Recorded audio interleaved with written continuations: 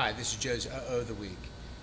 This truck came in on a hook for a no start. Unfortunately for this woman, it was on the rehearsal of her wedding.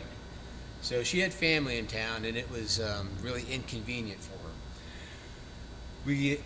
In the parking lot, we checked it out. It wasn't getting a trigger signal to the starter. So it wasn't coming from the ignition switch down to the starter. We jumped it out in the lot on the trigger switch just to get it inside. What we found was at some point, somebody had installed an aftermarket anti-theft system. This is not factory in any way, shape, or form. These fail over time. It's a good idea, I guess, if you're in bad neighborhoods or what have you, but they just don't hold up. If you're going to have some type of anti-theft system, I would suggest the factory ones because they're actually wired incorrectly. There's no cutting, there's no splicing. We've had to go back in and rewire this thing so that it makes it the original contact.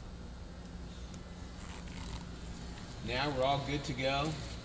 Switch works. Car starts up. So when she gets back from her honeymoon, she'll be able to drive away.